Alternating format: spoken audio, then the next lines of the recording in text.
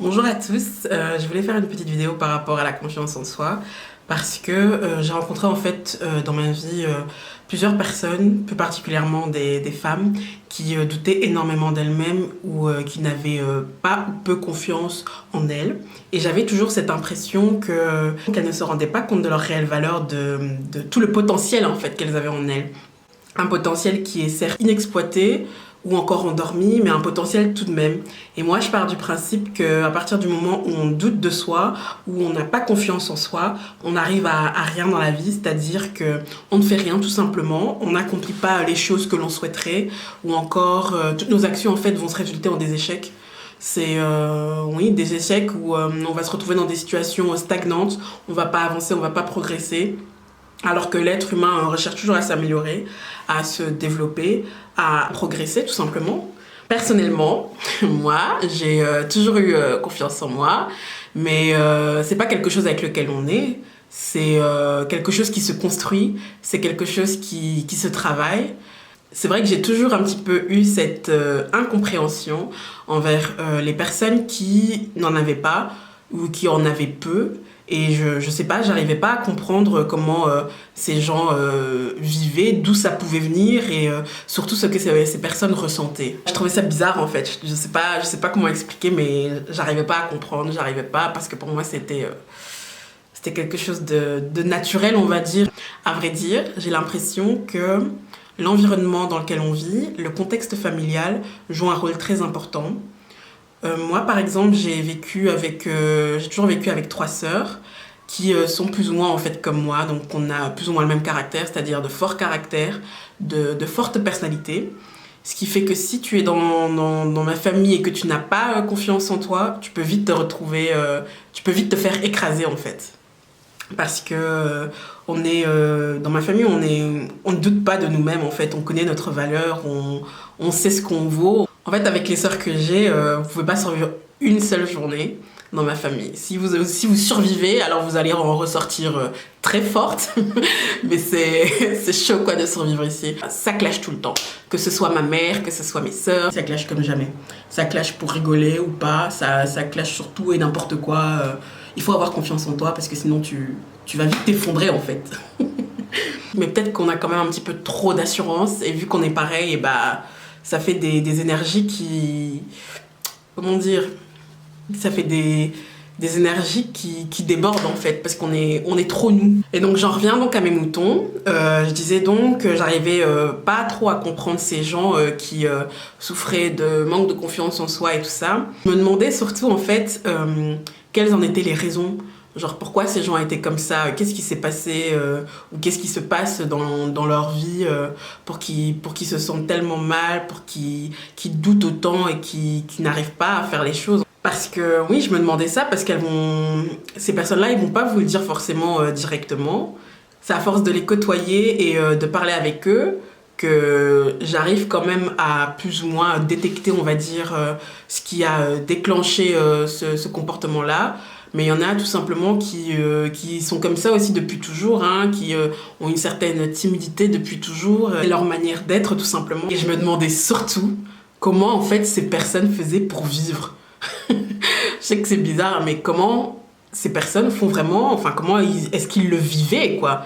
Enfin j'avais envie de savoir. Bref, j'arrivais pas à comprendre jusqu'au jour où moi-même, durant une petite période dans ma vie, j'ai souffert de cela, on va dire. Je doutais énormément de moi-même. Pendant une période, je manquais de confiance en moi. On va dire que ce qui a déclenché ça, en fait, bon, je sais qu'il y a des choses plus graves sur la Terre, hein, mais moi, plus particulièrement, c'était quand j'ai raté, en fait, quand j'ai raté 2 fois ma première année d'études. Pour moi, c'est quelque chose... Les études, en fait, c'est quelque chose d'important. Donc, après cet événement-là... ça n'allait pas. J'avais l'impression que j'étais persuadée en fait que ces études étaient faites pour moi. Et là, j'ai vraiment pu comprendre ce que ces gens ressentaient en fait. Franchement, c'était une période où j'étais plus moi-même. C'est-à-dire que on pouvait me parler, j'entendais mais j'écoutais pas vraiment. Même ma façon de parler, ma manière de parler avait changé. Et même les gens autour de moi, en fait, Ils l'ont remarqué et ils me l'ont fait remarquer. Et c'est à ce moment-là que je me suis rendu compte qu'à mon mari, il y a un truc qui va pas et il fallait que je change ça. D'habitude, il m'en faut plus pour m'effondrer de la sorte, mais là, c'était les études et les études, c'est quelque chose d'important pour moi. J'avais l'impression, suite à cela, que j'étais nulle, que j'arrivais à rien, que j'avais gaspillé 2 années de ma vie pour rien. Surtout ça, c'est ça qui m'a fait très mal en fait.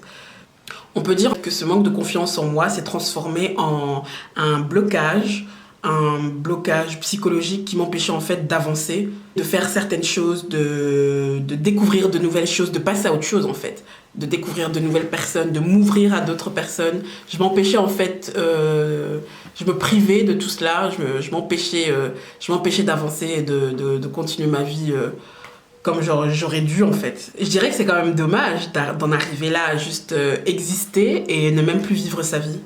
Donc à la base, ce que je disais, c'était que j'estime quand même avoir un niveau de confiance en moi assez élevé, mais c'est vrai que durant certaines périodes dans ma vie, ça a diminué et j'ai perdu toute confiance. J'avais aussi d'autres situations, par exemple, où je pense que là, beaucoup de gens se reconnaîtront dedans, à mon avis. C'était des situations, en fait, où je refusais, je déclinais des opportunités de travail, des opportunités tout court, tout simplement parce que je pensais que je n'avais pas les capacités nécessaires, que j'avais pas les compétences nécessaires et j'avais surtout très peur en fait. Et je me sentais pas forcément à la hauteur.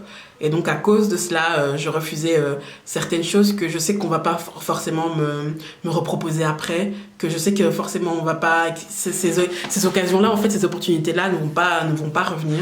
Oui, je le cachais en fait, hein, je me cachais derrière, mais je disais pas comme ça que j'avais peur. Je sortais toutes sortes d'excuses pour décliner l'offre, mais je le disais pas tel quel en tout cas, non. La plupart du temps, après, on finit par regretter, hein. Pour certains jobs où j'avais peur de postuler, et là, je sais pas pourquoi, j'y allais quand même, je fonçais quand même. Après, je me rendais compte que en fait, j'ai eu peur pour rien et qu'il n'y avait pas de quoi stresser, de quoi douter et que tout s'est bien passé finalement. À ces moments-là, je réfléchis à toutes les opportunités que j'ai eues avant et que j'ai déclinées. Et là, je commence vraiment à regretter parce que je me dis peut-être que ça aurait été pareil. Au début, tu stresses, tu as peur et tout ça. Et alors qu'après, une fois que tu es dedans, tu te dis mais ça va en fait. Pourquoi avoir peur? Pourquoi s'empêcher de faire les choses? Je me rappelle un jour aussi, j'avais rencontré une fille en sortant d'un avion. Je revenais de la Suisse. Elle me racontait en fait qu'elle avait eu une proposition de travail en tant que traductrice, parce qu'elle avait fait des études de traduction en langue et tout ça, et qu'elle avait refusé. C'était une proposition de travail qu'on lui avait proposée aux Nations Unies et qu'elle a refusé. Et je lui ai demandé mais pourquoi t'as refusé? Et elle m'a répondu tout simplement parce elle pensait ne pas être à la hauteur. Qu'elle avait peur de se tromper et tout ça. Et là, je me rends compte que j'étais pas la seule en fait. Et qu'il y avait beaucoup de gens qui étaient un petit peu comme moi, hein, surtout pour des choses pareilles, des opportunités pareilles qui arrivent dans notre vie et qu'on les bloque comme ça, qu'on les refuse, qu'on les chasse tout simplement parce qu'on a peur. Allez, je pense qu'il faut travailler sur ça, quoi, parce que toutes les opportunités qu'on rate, c'est incroyable.